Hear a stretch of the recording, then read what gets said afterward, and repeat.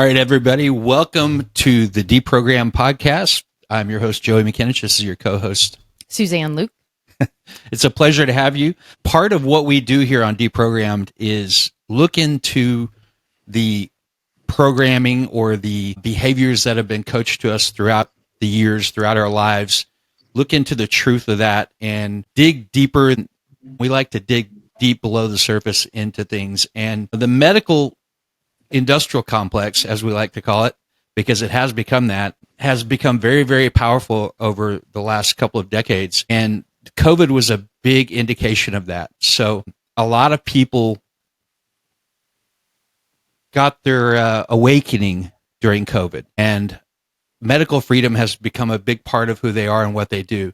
Our first guest on the Deprogrammed podcast is a nurse by the name of Kerrie Marie, beyond the matrix. She has spent more than 31 years inside the medical system, from being an Army combat medic to a FEMA nurse, and walked away when integrity mattered most to her. She's now helping people find real healing beyond the matrix. Welcome, Nurse Kerrie Marie. Yay. Thanks for joining us, Kerrie. Thank you so much for having me. Yes, it's great. And just call me Nurse Kerrie. Nurse Kerrie. Thank you so much. So your past is very colorful. You were an Army medic. Tell us how that came to be. That's very interesting. So I was at college one day, just walking in between classes, and there was an Army recruiter standing out there and started talking to me and asked what I wanted to do.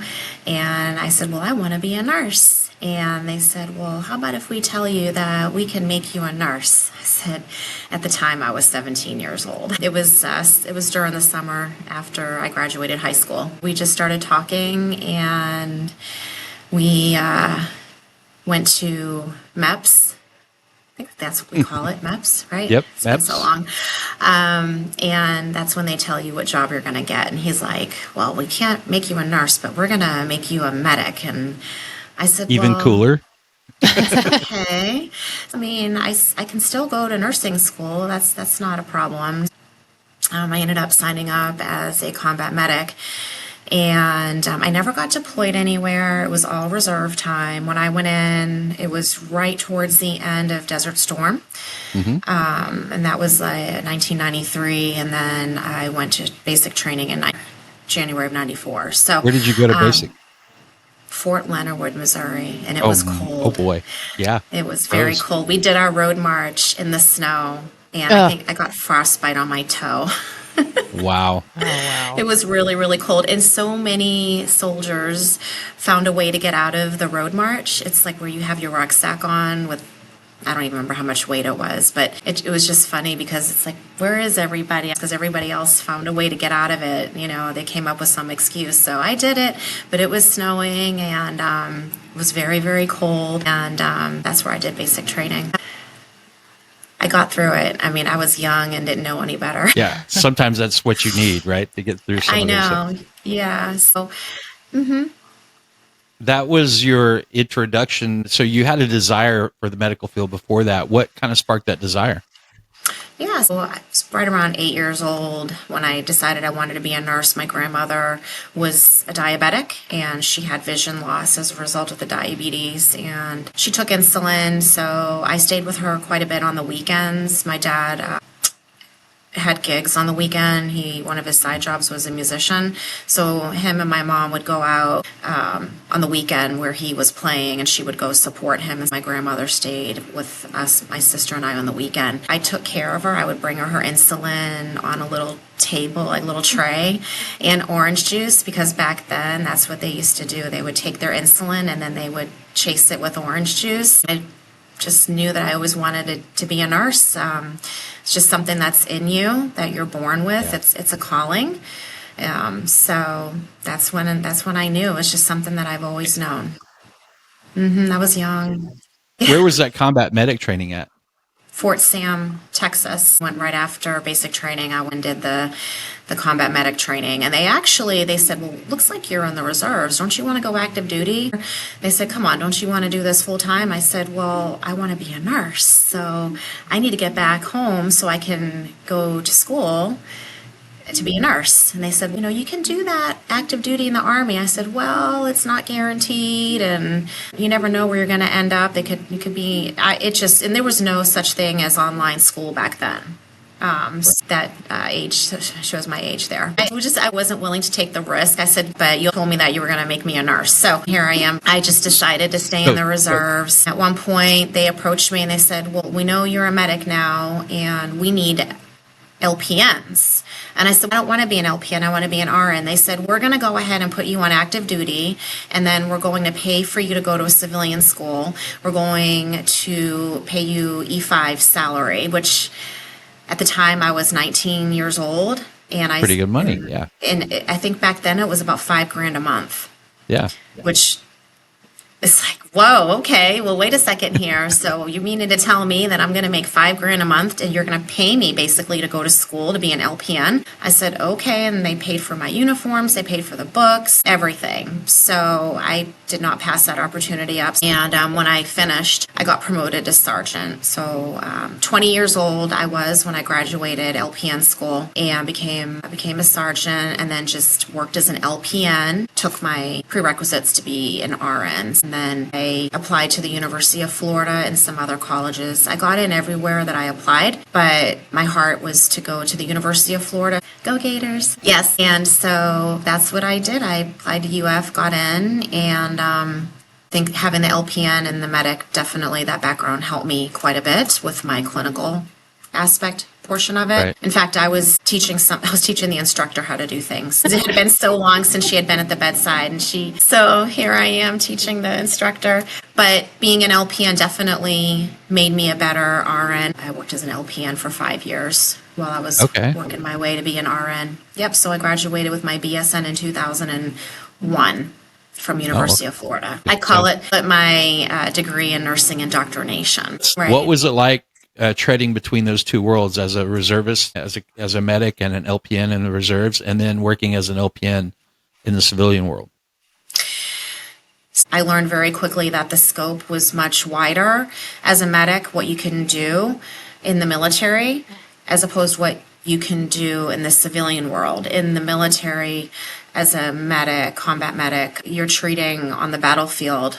There's a lot of medics that function like a physician, really. Again, I never got deployed anywhere, but the things that I was learning as a medic were definitely things that could come from a physician. So it definitely not the same. As somebody that was in the Navy and the Coast Guard myself, the Navy and the Coast Guard have similar jobs, but the Coast Guard's so much smaller, you have a lot more responsibility. So is it the same way when you're in the military compared to the civilian world? You got all that responsibility because you're the person, you're Doc, right? You're the one. Right, absolutely. In the military, your scope is much wider. There's so many more things that you can do. It was very, very helpful. Do you recommend military service to young people now? That's a good question. If you were to ask me this pre-COVID, I would say yes, absolutely. Right now, just with the way things are, I honestly don't know. When we had the potato in office and I got a call from the Army, or it was one of the recruiters, about one of my boys to enlist. I think it was my son Holden. And this was when the potato was in office. And they had mentioned, would my son be interested? I said, absolutely not. I said, there's no way that I'm sending my kid to another country to have their leg blown off, or to have a traumatic brain injury, or to get PTSD to make these fat cats richer and fatter. Because at that point, I knew what was happening. At one point, just thought how great it was to be able to serve, and I'm here to defend and protect. But then once I learned the truth of the matter about why these wars happen, and the terminology of false flag, and how these wars are started basically on purpose to make individuals richer, number one, and number two, for genocide. Mm-hmm. So once I learned the truth of the matter about that, I kind of felt like my whole military service was a lie. It was just very eye-opening that at one point I had signed my life away for, for a government that really could give two shits for about a corporation. me. They don't, they For really, profit. they don't care. And so I said, and I told the recruiter that I said, maybe you could give a call back after we get this guy out of the office. But again, realizing more that they're all on the same team. And, at the end of the day, they're puppets and the puppeteers are in charge. Yeah. Who's he playing to now, right? And honestly, it was the greatest thing that I could have ever done. It was, Right. it gave me a jump start on my career and was very, very good for me. At the time, I was kind of lost to hanging out, partying, smoking weed, doing the party drugs. And I knew that I was going to go down a bad path if I didn't do something. So that was another reason I decided to go in the military, was like just kind of a way to get out of the environment that I was in. While everybody was partying back home, I was off in basic training. So Where's home? I don't regret the decision for me, but times have changed and it's a much different world now than it was even 5 years ago. So where's home? Where are you from? Well, I'm originally from Massachusetts, but I moved down here to Florida. Now I live in St. Pete. I moved down in April. Here it is November, and it's the right decision. It's a great decision. Everything is in alignment. Everything's just flowing to me the way it should, and I feel like I really had to get out of that area. I feel like you can't grow if you're still in the same environment. I feel like a lot of times you have to make changes to be able to blossom into something better and bigger. So the move was really good for me, and it also enabled me to really be able to focus on my mission, which is the cancer protocol, and being able to spread awareness about that. But let's go back just a little bit, because the timeline I'm kind of following here, the military and then working as a civilian. How long did you stay in the military, and when did this awakening start to happen? Was that while you were in the military or after? Well, I stayed in the military in the reserves for 8 years. And as far as my awakening to what was happening, it was pre-COVID, probably right around 2016 was when I started researching and looking into all the things in the world. What movie was it? It was, gosh, I can't think of the name of the movie. Was it Fall of the Cabal, was it? That was it. Yeah, the Fall of the Cabal. It's a big one for a lot of people. That's an impactful, yeah. And there were some things that I said, yep, okay, I believe it. But then there were other things that I laughed at, like the chemtrails. I said, no, I don't think I believe that one. And I laughed about it. I said, but I do believe a lot of the other stuff. And I had at one point had somebody years and years and years ago just come up to me and show me the dollar bill and show me the Illuminati sign and the all-seeing eye. And he was going on and on. I thought he was crazy. That's what I called Joey for a long time. Hey, I've been that way for a long time now. Yeah. And I was like, there's no way. It can't be. And so I just never thought anything of it, and years go by. And then I'm sitting here watching the movie, and of course that part of the dollar sign was on the Fall of the Cabal. And so that triggered a memory. I said, oh my gosh, somebody tried to tell me this years and years ago. And that's where I really started looking into things. And then, of course, Trump got in, and he started calling out the fake news. And I just love the way he says it. It's so funny. But I said, well, I mean, surely they're not lying about everything. And of course, a couple of years later, COVID happens, and that blew everything out of the water. That's when I really, really started to truly wake up. But I feel like even like now that I'm awake on my spiritual journey, because I feel like when I learned about all the stuff that was going on in the world, that led me to more of a spiritual awakening. Because how can you not learn the truth of the matter of everything going on in the world and not see that it is demonic? Everything that is happening, it's literally just evil. And so I don't know how anybody can see the truth of the matter, what's going on, and not see that there's a God, right? Yeah. And I had always believed, but it brought it to the next level. It brought it to the fact that, well, if they're this evil, then what do I need to do to not be deceived anymore?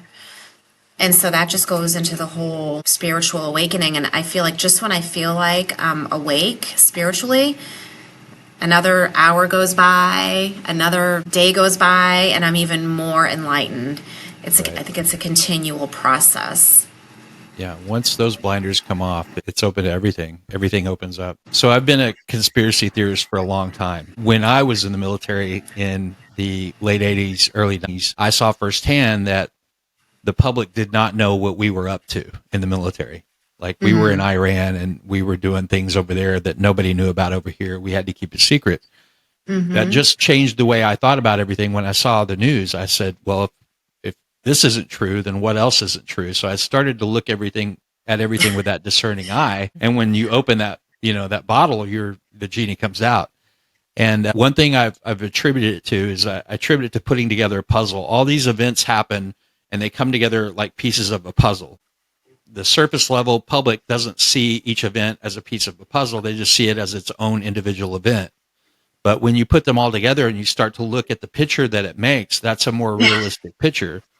But even then, you're not seeing the true picture. It's not till you turn the puzzle over and look at what's on back that you start to really see the truth. And I think a lot of people are realizing that now, because even though they saw the pieces fit together, the picture still looked kind of fuzzy. And then people are starting to flip the puzzle pieces since COVID, I think. And this Charlie Kirk incident has been a huge, huge wake-up call for a lot of people, I believe. Yes. It's really hard to go back between 3D and 5D reality because there are still those that are in the 3D reality and mentality where they look at that situation and they really believe that that's his wife. It's clearly an actress. That's not her. I mean, I knew that from the beginning when that first night she went on TV and was addressing the situation. And I looked at my roommate. I said, that's not her. I said, that's a 50-year-old woman or something. I said, that's not, that is not her. And he just looked at me. He's like, well, you got to understand, she's been crying, so she's bloated and she's tired and this. And I just looked at him. I said, that's not her. I said, dry tears. I said, and look at this. I said, it's so fake. It is so staged. This is not real. And I'm like, what the hell is going on here? So I had to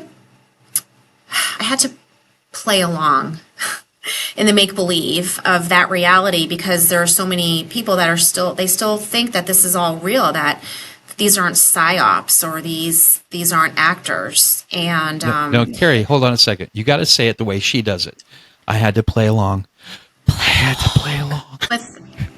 My friend sent me the reel where she had posted where she was touching his hand, and I said, that's not even a real hand. I said, so what the hell is that? I said, that is a mannequin. That is not even a real hand. And the way she was touching his body and just all over him, and then she posted it on social media. I thought that was so strange. I said, this whole thing just stinks. And the energy vampires bringing everybody's vibe down. I mean, there were so many people in mourning, and I had to play along like, oh yeah, I know it's so sad, but I am talking to my friends that are in reality, that are on this D reality, and it's just so nice to be able to have people to talk to that can see what's going on, and you're not crazy. Because now Candace Owens has been calling out what's going on, and Stu Peters is calling it out, and there's a very few, so it's becoming more apparent who is controlled opposition, I guess, if you will, because our government is just going along with this story. They're just they're just going along, and I'm like, okay, when are you going to stop lying to us? This is a movie that we're watching.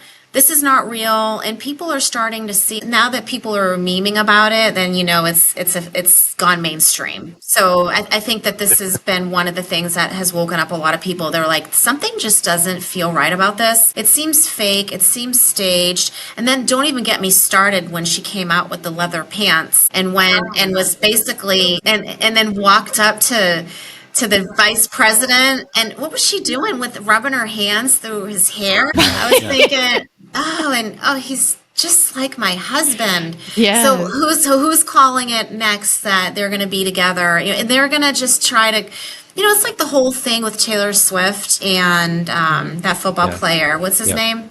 I don't know. Travis Kelce. Whatever. Yeah, that guy. I mean, that is so staged, and it's just to keep people. It's just for their entertainment. It's to keep them asleep. It's to keep them focusing on that and putting their energy on that, so they're not busy trying to open their third eye. We all come into this world perfect.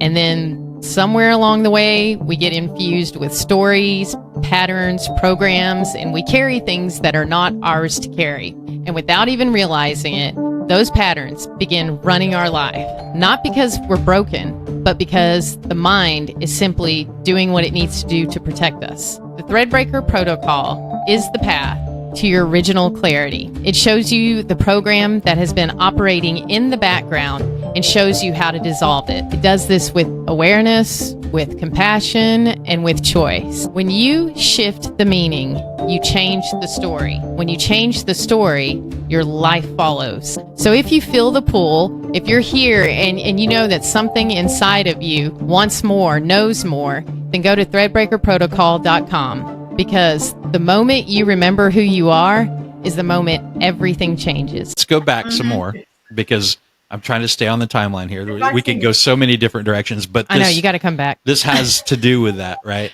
Right. When you were deployed in 2020 to New York City, talk about fake news and things that were being out. What were you seeing there compared to what we were being told?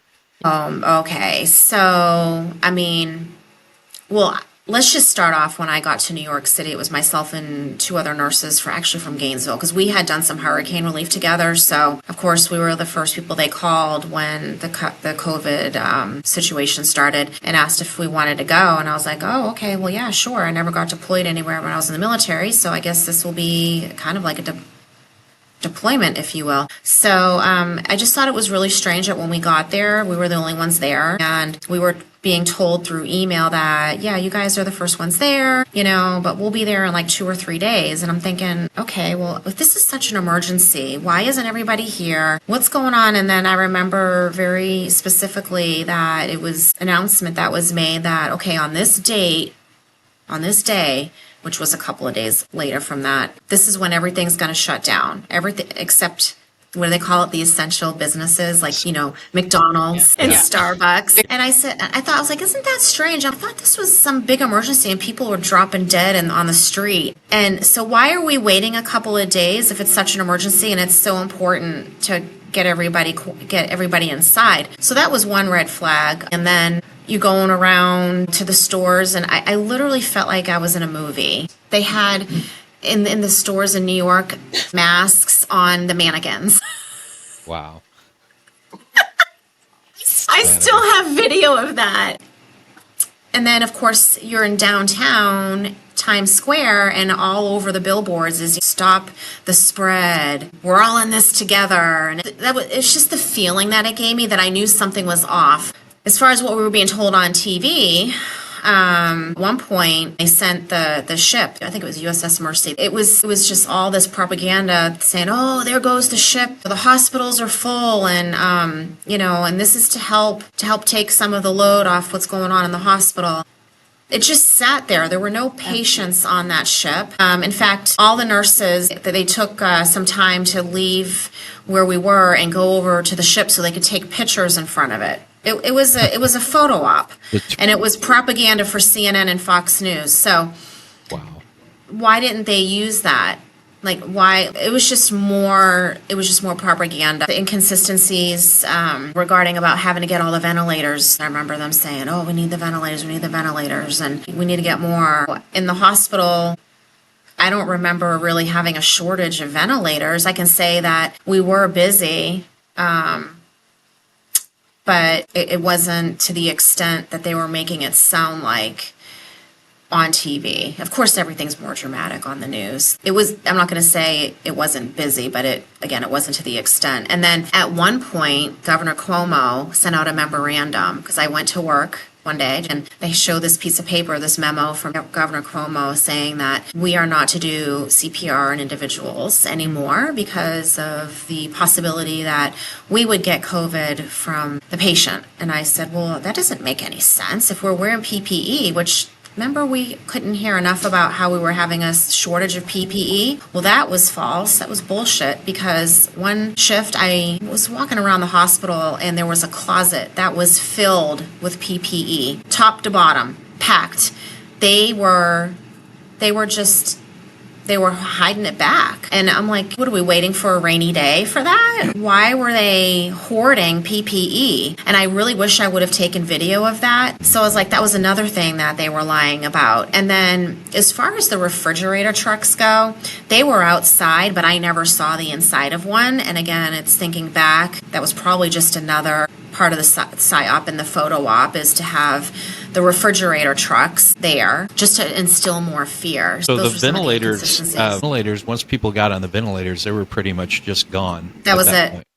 I only know of just a couple of individuals that actually lived that were put on ventilators. Because I was in the ER, but I had nurse friends that were in the ICU. They all died. It was a mass genocide going on, and nobody has been held accountable.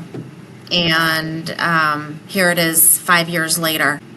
And I literally was the one to watch somebody take their last breath, and you could just see the fear in their eyes. And the hospital that I was in, all the patients spoke Spanish, and I know just enough to make me dangerous, un poquito. We didn't have FaceTime at that point. I know as time went on, we started using FaceTime, but everybody was scared to take their phone out and put it in the air because of the way they made it sound that you would just get it breathing the outside air. We literally had our phones in plastic bags because of the fear of contamination. How long did you fall for that? I would say when I got back from New York, so I was in New York for almost 4 weeks. And when I got back, because I've been listening to different podcasts and different alternative news sites, and that's when I started realizing that things weren't adding up and we were being lied to. Just the whole thing about how the virus can be outside and going outside was dangerous. So I would have to say when I got back from New York was when I really, because I was in quarantine for 2 weeks, so I got paid by the government to sit at home for 2 weeks. So that's when I started really doing some research because I had time. And I was getting paid $10,000 a week to sit at home, which corruption pays well. Yeah. And yeah, it does.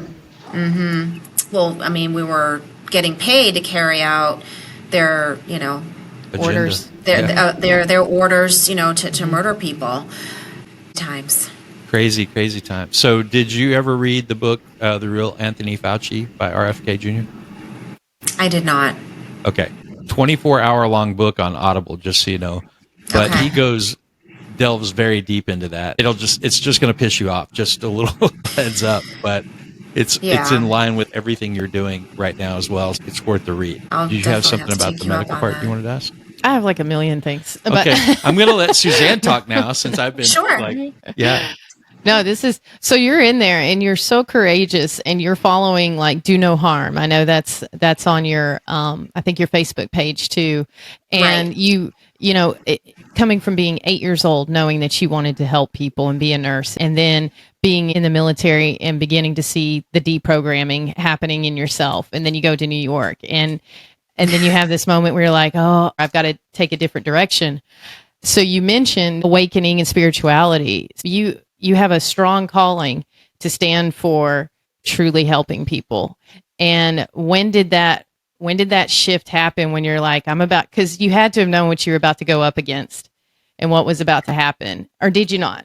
Yeah, the establishment. The fat cats, as we mentioned earlier. So my true I guess you could say, moment was when I shared a screenshot of a protocol that Dr. William Mackes had co-authored, the lead author, Dr. Ilyas Bogley, and the name of the protocol is the Hybrid Orthomolecular Protocol for Cancer. And I just saw something on social media one day, and it was Dr. Mackes' post that said the future of cancer treatment starts now, and was talking about the use of ivermectin and repurposed medications. And I thought, oh wow, that's pretty cool. So I just took a screenshot, shared it on Instagram. I think I had 400 followers at the time.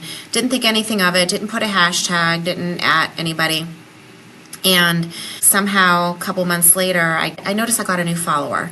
And I said, oh, who's this that follows me? Because you just want to see who's following you. And I go, and I'm like, who is this? I'm like, this someone from another country? I'm like, oh, this is weird. So something told me to reach out. And I said, hi, what inspired you to follow me? And they said, well, you shared my protocol. And I had no idea what they were talking about. And next thing you know, I get sent a link to this protocol. And I opened it, and I said, oh, I don't know what this is. And it triggered just rang a bell. And he's like, thank you so much for sharing my protocol. And I realized that I was talking to the lead author of the protocol that's all the way in Algeria. So somehow that post on Instagram ended up over there. And him and I have already talked about it being just because we're in the quantum field and we're just connected.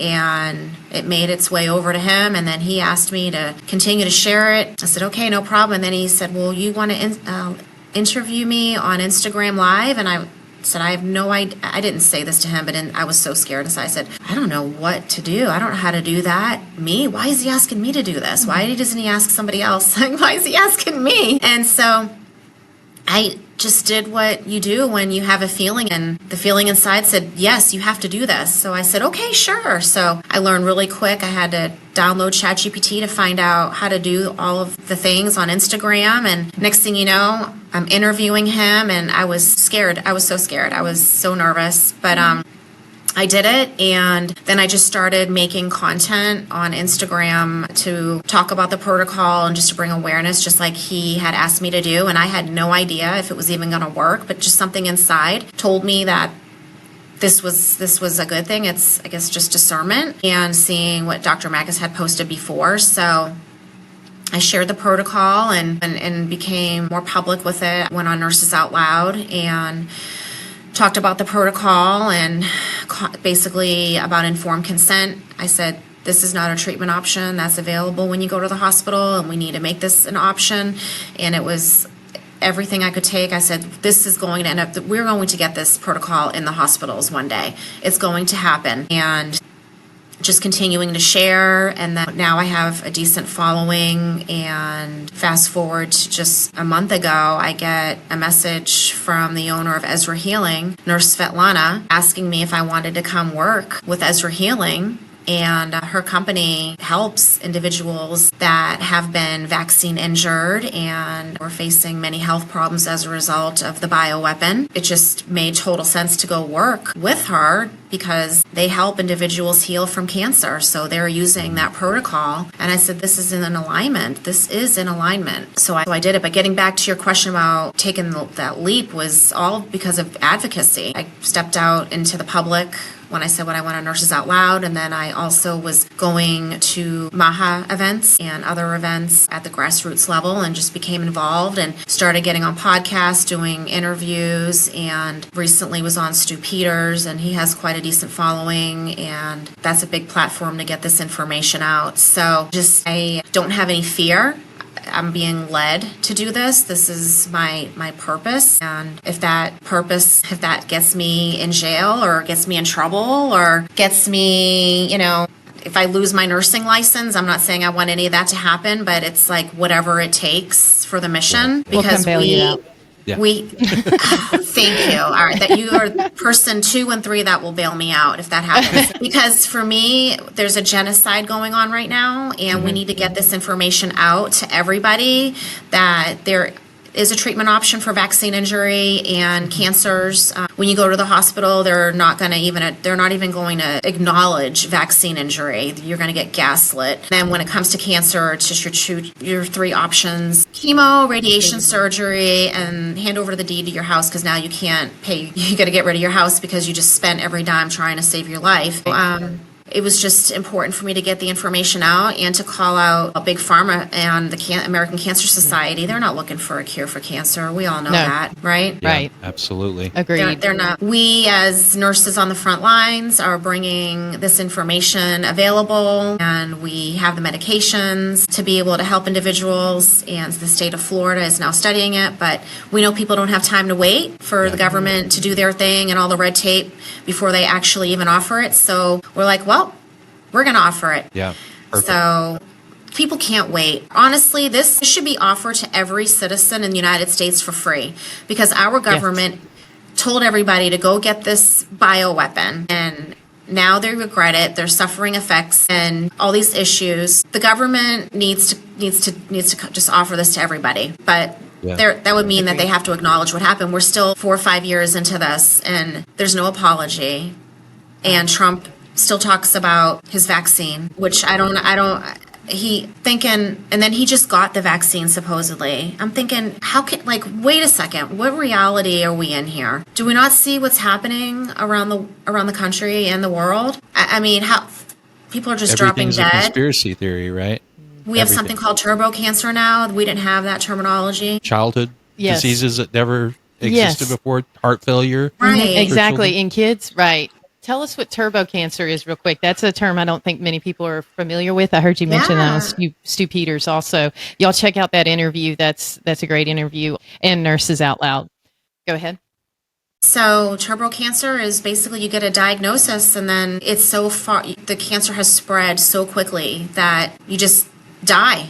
Like within weeks of getting a diagnosis. It's basically just getting the diagnosis when it's already spread. And a lot of times you'll get the diagnosis when it's in one organ, or even just the start of being in one organ. But now it's not that. They're just going to the ER because they have a belly pain or they're short of breath, and suddenly all of a sudden their whole body's filled with cancer. And we're seeing it in young people, 30-something breast with Mets. Yeah, it's crazy. This whole protocol really spoke to me when I saw that you were putting it out there. My mom passed of esophageal cancer 10 years ago, and she was diagnosed stage 4 and fought it for 4 years. And she, of course, did chemo and radiation. Course, lost her hair, did all that, and she went from over 200 pounds. She was, a bigger woman. She wasn't fat. She was a big woman, and she was less than 90 pounds when she passed away. It just, the chemo and radiation just ate her body up. There was nothing left. Yeah. But to see what happened during that 4 years, she was taking stuff like Tahitian noni juice and whatever naturopathic stuff we could find at the time. I'd send to her. And she'd try it, and she'd feel better, and the cancer would subside for a little while, and then she'd go to a radiation or a chemo treatment, and then all of a sudden it comes back. And she probably didn't put 2 and 2 together, did she? She wouldn't set aside that because she it was programmed. It's programmed. And you go to chemo and radiation, you got cancer, it's your only chance of living. So it was a deep inset program, even though she was seeing different results. I'm wondering how fewer people react that way today compared to 10, 15 years ago. Hopefully, a lot less people are reacting that way now with so much coming out. And the other thing I wanted to ask about ivermectin, what was your experience with ivermectin during COVID? Did you have anything to do with that? Because that was basically, I was exposed to about 8 people within a 24-hour period, took ivermectin, and I never got COVID, never wore a mask the whole time or anything else. So I'm a real big believer in ivermectin, and then some of the other stuff involved in the protocol. Go into that for us, if you would. Once I knew that hydrochloroquine and ivermectin were useful with COVID and also prophylaxis, I tried to figure out how I could get my hands on it. And it was hard to figure out how to do that. Everything was censored. I mean, do you remember the censorship? It was unreal. You couldn't get through anything. And then you'd click on something and it said, this was taken down. You can't, you can no longer access this video. When I finally did figure out that ivermectin and hydrochloroquine worked, I went to a trusted physician that I used to work with in the emergency department, and I said, hey, do you mind writing me for some ivermectin just to have it prophylactically? And he said, sure. And he wrote me the prescription. I went to have it filled, and CVS said, no, we're not going to fill that. I'm like, what do you mean you're not going to fill that? Wow. They said, no. They said, we can't fill that. And then I went to Walgreens. I checked them as well. Same answer. Finally, I went to Publix and Publix filled it. But the fact that you get a prescription from a doctor, a physician, you go to the pharmacy and your pharmacist is telling you, no, we're not going to fill that. That was wow. That was pretty crazy. And pretty finally, eye-opening, wasn't it? I'm like, this is crazy. It was clown world, really. Well, I finally was able to fill the prescription. I wasn't taking it prophylactically. I think what I did is I just held on to what I had in case I got it because I didn't have enough for both. And when I did get it for the second time around, I took it and I was better within 12 hours. When you got day. COVID, you took it. Yep, because I got COVID the first time and I could barely get out of bed. I was so sick. My head was just pounding and I used to get migraines and I had never had such a horrible headache. It took me 2 days to be able to get my head off the pillow to be able to get myself in the car. I had someone else drive me. That's how sick I was. I was sick for about 6 months after that. Just fatigue and my liver enzymes were elevated. I had a bad strain, let's just say that. When I finally did start taking it, I got better very quickly. And I was like, holy crap, this stuff is amazing. So I started telling all my friends about it. And at the time, we were just referring each other to frontline doctors and American frontline nurses, all that for resources and information. And thank God for them. The United States. Thank God for them. But yeah, so that's when I first learned that ivermectin was the real deal. There was a small pharmacy, an apothecary here locally that filled that for me. And it was a guy that I went to church with, a doctor I went to church with, who was a part of the Gulf Coast Doctors for Medical Freedom, which I got to plug in with that group for a while because I was loud enough about it that they wanted my input. And to see all of the harassment that they dealt with during COVID and all the threats that they got to lose their license and everything else, just because they weren't going by the protocol. The Dr. Timothy Boyette that I was talking to about it that helped me, he said, I'm here to diagnose people, not a disease. You don't treat the disease, you treat the person because each person is different. And they've taken that completely away from me. And I'm like, yeah, that's really outside the bounds of what being a doctor is, isn't it? He's like, yeah, he was so conflicted. He was working at a hospital, had his own practice, and he was back and forth, so conflicted with it the whole time. Profits over patients. Yeah. Yeah. That, isn't it? Let's say somebody got the COVID-19 vaccine and they're listening to you right now and they're like, oh, I really wished I hadn't have gotten that. What could you tell them right now about what could they do? Right. So first off, give yourself grace. If you got the COVID-19 vaccination, don't beat yourself up about it. That's not going to do anything. And you have to understand the amount of stress and pressure that you were put under. And you felt that you were put in a situation where you had to choose between your job and putting food on the table or to get the vaccination. So just give yourself grace. And also the body was designed to heal and you have the right mindset. And eat right, you get some exercise. It doesn't have to be anything crazy, just getting outside a couple times a day. It doesn't even have to be anything crazy. We have a protocol at Ezra Healing if you've had the COVID-19 vaccination and you want to detox from it, so we can get that to you and we can coach you along because there will be some lifestyle changes that would have to happen, and it's nothing unreasonable. It's nothing you can't do, but sometimes you just need that motivation, and that's where we come in to help coach you and guide you. We can get you on a protocol and help get that out of your body and give you some meditations to listen to that will put you in the right mindset on a subconscious level that your body will heal. We do offer that service at Ezra Healing, which is great. And what about someone that's dealing with cancer as well? Yeah, so same thing. So if anyone is listening and has cancer or has a loved one that's been affected by cancer and you're just looking for an alternative treatment, or if you want to throw our protocol in with your current treatment, that's an option as well. And we do use the hybrid orthomolecular protocol for cancer that we put patients on. It's just a combination of lifestyle changes, nutrition, moving your body, the ivermectin or fenbendazole, membendazole. Sometimes it's one or the other, sometimes it's a couple of them, and so just kind of depends on what's going on. we can help get that information to you, and then again coach you along, make sure you're doing all the right things, and just being there to help support you on that journey. So we do offer that as well. So as far as cost goes, somebody gets cancer, the first thing they think about is, this is going to cost me a fortune. How am I going to stay alive long enough to even pay for it? Right. What's this protocol like comparatively to a natural protocol that they go through at the hospital? I had a patient just recently that this is crazy. He has cancer and he needed to be discharged from the hospital to a skilled nursing facility just because of the level of care he needed with his daily activities and whatnot. And he needed this chemotherapy, and they would not accept him with that prescription because it was $55,000 a dose, and they didn't want to pay for it. Yeah. Wow. So the hospital had to not put that prescription in their chart for them to leave with, so that that facility would take the patient. So I can assure you right now, a month of ivermectin will run you about $179 or ish, give or take, and a 3-month coaching package for, I think it's $750. And you take that, and then you look at what the hospital's charging just for a dose of chemo, and then $500 for a Tylenol and $50 for a Band-Aid, and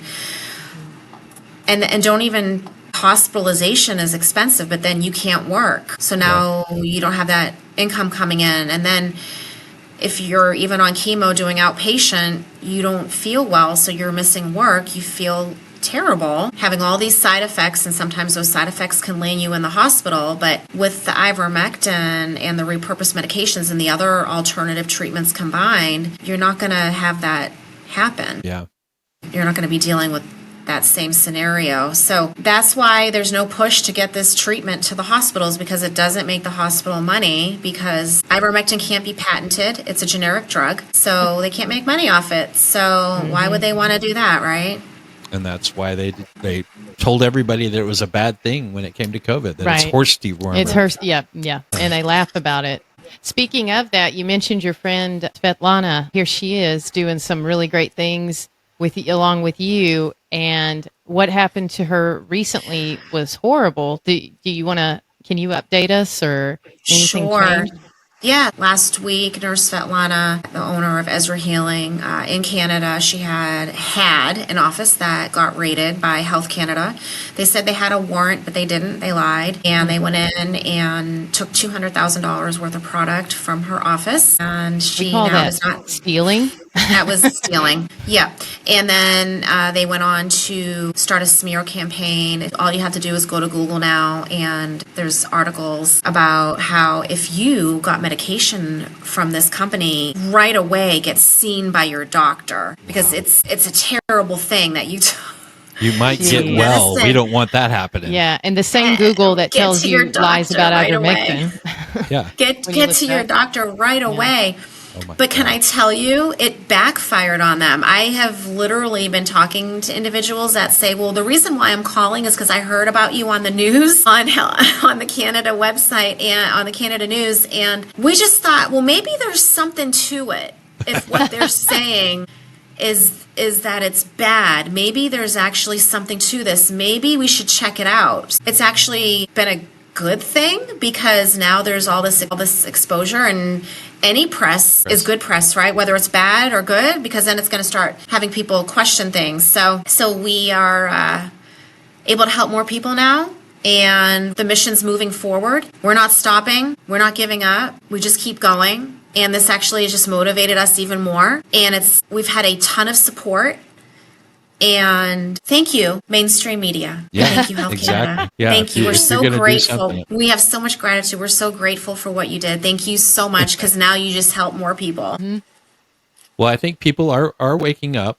People are realizing that they're being sold a bill of goods pretty much every time they open the program on TV. And when somebody tells them not to, it's human nature to look a little further. The more black sheep we can pull out of the flock, the better off I think we'll be. Yes. And thank you for being a black sheep in this flock with us. So That's I'm the black sheep. That's the way God made me. And, I used to think it was a bad thing because it has such a negative connotation because everyone just looks at you like you're a weirdo. Went through most of my life thinking, well, gosh, I'm a weirdo. And used to think that it was a negative thing. What a blessing it is. I am so glad to be a weirdo. Mm-hmm. Thank you for making me a weirdo. Amen. Because Amen. High five. I didn't get the bioweapon. Mm-hmm.